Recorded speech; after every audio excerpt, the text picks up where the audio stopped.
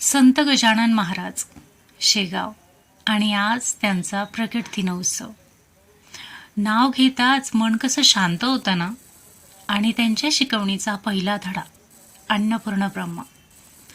अन्न म्हणजे भूक भागवणं नाही, अन्न म्हणजे कष्टाची पूजा आहे. शेतकऱ्याच्या घामाचा थेंब, आईच्या हातातली माया आणि ईश्वराचा प्रसाद, हे सगळं कसं एकाच घासात सामावलेलं असतं, हो ना.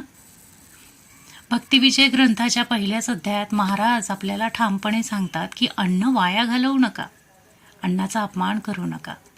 अन्नाचा अपमान म्हणजे अन्नपूर्णेचा अपमान, म्हणजे ब्रह्माचा अपमान.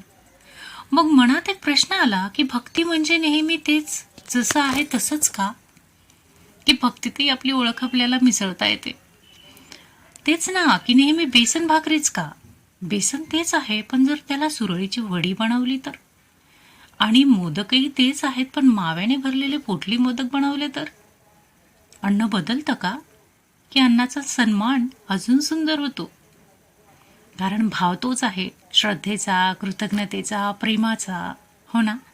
आणि खरं सांगायचं झालं तर जर गजानन महाराजांचा एखादा भक्त डिझायनर असेल तर थोडंसं इनोव्हेशन तर बनतच ना बॉस.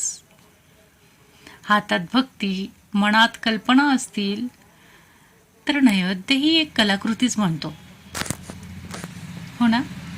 महाराजांनी असं कधीही सांगितलेलं नाही की देव फक्त एकाच आकारात, एकाच चवीत आणि एका थाळीतच स्वीकारला जातो.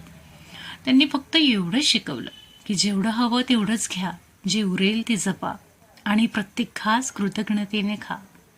मग सुरळीची वडी असो की पोटली मोदक असोत, त्यात भाव तोच आहे ना.